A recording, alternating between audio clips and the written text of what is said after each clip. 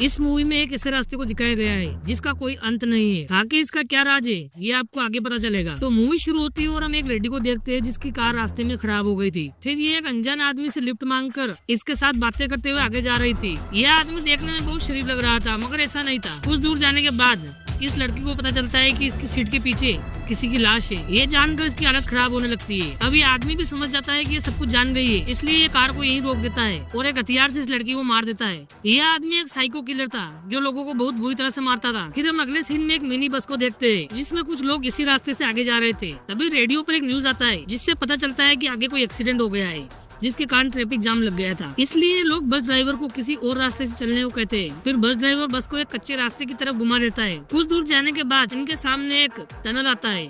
ये टनल बहुत ही सुनसान था। ये लोग लगातार इस सुरंग में जा रहे थे। तभी अचानक इनके सामने एक आदमी आ जाता है। अब ये भी इस बस में आकर बैठ जाता है। ये कौन है हमें आगे पता चलेगा। अब ये लोग फिर आगे बढ़ने लगते हैं। लगभग आधे घंटे से लोग इसी रास्ते पर 80 की स्पीड से जा रहे थे। लगभग आधे घंटे के बाद भी ये टनल खत्म नहीं हो रहा था। ये लोग लगातार आगे बढ़ते जा रहे थे मगर फिर भी ये रास्ता खत्म नहीं हो रहा था। फिर ये लोग बस से बाहर निकलते। अब हान और चंद इस टनल को देखने के लिए आगे जाते हैं। ये एक धागा लेते हैं ताकि अगर कोई भूल भुलैया हो तो ये कहीं खो न जाए। रास्ते में दोनों अपने बारे में बताते हैं। तभी इनका धागा खत्म हो जाता है। यहाँ इन्हें एक और धागा मिलता है। इससे पता चलता है कि ये सब पहले भी हो चुका है। चैन उस धागे से अपने धागे को बांध लेता है और आगे बढ़ने लगता है। कुछ दूर जाने के बाद ये देखते हैं कि ये लोग फिर से उस बस के पास पहुँच गए।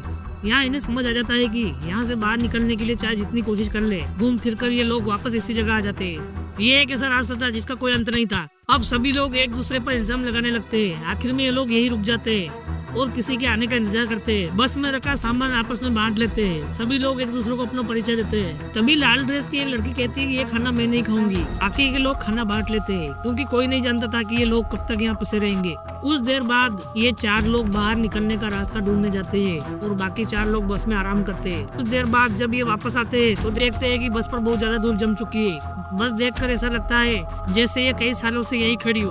अब इन सबका दिमाग खराब होने लगता है। बस में रखा खाना भी खराब हो चुका था। ड्राइवर तुरंत बस स्टार्ट करने की कोशिश करता है मगर बस स्टार्ट नहीं होती है। तभी अचानक सारी लाइटें बंद हो जाती है। इनमें से एक आदमी को कोई घसीट कर ले जाता है। ये लोग उसकी खून के निशान के पीछे पीछे जाते हैं। यहाँ इन्हें एक दरवाजा मिलता है जिसे तोड़कर ये लोग अंदर चले जाते हैं। ये किसी का कमरा होता है जो देखने में किसी साइको किलर का लगता है। टीवी पर एक लड़की दिखाई जाती है जो किसी ट्रेन में फंसी होती है। यहाँ इन्हें टनल का नक्शा भी मिलता है। ये किसी तरह इस कमरे से बाहर निकलते हैं और इस बार ये लोग फिर उसी जगह पहुंच जाते हैं जहाँ इनकी बस खड़ी होती है। इनका सारा खाना खत्म हो चुका होता है, इसलिए एक आदमी बस का सारा खाना अपने कब्जे में कर लेता है। इस बात पर ड्राइवर को बहुत गुस्सा आता है। वो उसके सामने बंदूक तान देता है और कहता है ये सारा खाना मेरा है क्योंकि ये बस मेरी है। डर के मारे वो आदमी सारा खाना उसे दे देता है। ड्राइवर सारा खाना लेकर बस में आकर बैठ जाता है। कुछ देर बाद लाल ड्रेस की को बहुत तेज भूख लगती है। ये ड्राइवर के पास जाकर किसी तरह से उससे खाना मांगकर खाने लगती है। ये बात बैटरी को बहुत बुरी लगती है क्योंकि उसे भी बहुत तेज भूख लगी होती है। वो चुपके से बस में जाकर खाना चुरा कर खाने लगता है। इसी बात पर ड्राइवर और बैटरी के बीच लड़ाई होने लगती है। अभी अचानक कोई ड्राइवर के पेट में सरिया घुसेड़ देता है। तब तक बाकी के लोग भी वहाँ पहुँच जाते हैं। बैटरी और लाल ड्रेस की लड़की ड्राइवर की मौत का इल्जाम एक दूसरे पर लगाने लगते हैं। कुछ देर बाद ये लोग ढूंढते ढूंढते एक दूसरे दरवाजे के पास पहुँच जाते हैं, लेकिन ये लोग फिर भी उसी जगह पर आ जाते हैं। मगर इस बार बैटरी ने उस ड्राइवर की जान ले ली होती है। अब बैटरी सबका खाना जबरदस्ती छीन लेता है और इनके साथ जो मर्जी वो करने लगता है। चंद मौका देखकर बैटरी पर हमला कर देता है, लेकिन बैटरी उस पर गोली चला देता है जिससे चंद घायल हो जाता है। फिर बैटरी इस लड़की को भी उसकी बात न मानने पर गोली मार देता है। ऐसा लग रहा था जैसे वो पूरी तरह पागल हो गया हो। फिर वो लाल ड्रेस की लड़की को भी मारने के लिए आगे बढ़ता है, लेकिन लाल परी वहाँ रखी तलवार से बैटरी को मार देती है। कुछ देर बाद जितने लोग जिंदा बचे होते हैं वो लोग दूसरे दरवाजे से निकलकर फिर उसी जगह पहुंच जाते हैं। मगर इस बार गन लाल परी के पास होती है। लाल परी चंद को गन दिखाकर पूछती है तुम कौन हो और कहीं ये सब कुछ तुम ही तो नहीं कर रहे हो और तुम बार बार अपनी घड़ी क्यों देखते रहते हो। गन कहता है मैं ये सब नहीं कर रहा हूँ। तभी लाल परी को कोई पीछे से पकड़कर मार देता है। अब सिर्फ 3 लोग ही जिंदा बचते हैं। ये लोग अगले दरवाजे से निकलकर एक और जगह पहुँचते हैं। चलते चलते एक लेडी को चंद के पेट में चाकू मार देती है और तभी चंद की घड़ी दिखाई जाती है जिसमें टाइम खत्म होता है।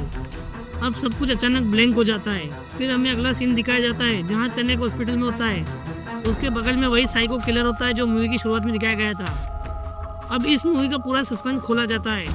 शुरुआत में दिखाया जाता है कि ये साइको किलर एक लाश को लेकर भाग रहा होता है। पुलिस के पीछे पड़ी होती है। ये आदमी बहुत तेजी से गाड़ी चलाकर भागता है, तभी उसका एक्सीडेंट हो जाता है और वो कोमा में चला जाता है। ये है ऑफिसर चेन। इसकी पत्नी का किडनैप इसी साइको किलर ने किया होता है। इसलिए ऑफिसर चेन डॉक्टरों की मदद से अपने दिमाग को इस किलर के दिमाग से कनेक्ट करवाता है ताकि उसे पता चल सके कि उसकी पत्नी कहाँ है। इसी वजह से चेन की घड़ी पर टाइमर चलता रहता है। अब चेन फिर से उसके दिमाग में चला जाता है और इस बार वो किलर आमने सामने मिलता है।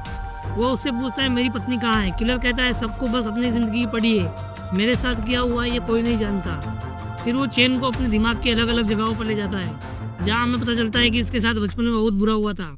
इसी वजह से ये ऐसा बन गया और वो बस में जितने भी लोग थे उन सबको इसी ने मारा था। ये सब वो चेन को एक एक करके दिखाता है। लास्ट में किलर चेन का ही रूप ले लेता है। चेन कहता है तुम एक मानसिक रोगी हो, तुम्हें इलाज की जरूरत है। इस बात पर दोनों के बीच जबरदस्त लड़ाई होने लगती है। चेन इस किलर के सामने कुछ भी नहीं होता। आखिर में चेन कहता है तुम असली नहीं हो और वो खुद को गोली मार लेता है। इसके बाद किलर भी धीरे धीरे गायब होने लगता है। अब हमें रियल वर्ल्ड दिखाया जाता है जहाँ किलर के होश आ चुका होता है। पुलिस को चेन की पत्नी का एड्रेस बता देता है। वहाँ पहुंचकर चेन की पत्नी को बचा लेती है। अब मूवी का लास्ट सीन दिखाया जाता है। चेन अभी भी उसी हॉस्पिटल में है, उस किलर के दिमाग में जुड़ा हुआ होता है और चेन फिर से उसी टनल में जाता है। यहीं पर यह मूवी खत्म हो जाती है। अब जितना मैं इस मूवी को समझा सका उतना आपको बताने की कोशिश की है, क्योंकि ये मूवी बहुत ही ज़्यादा कंफ्यूजिंग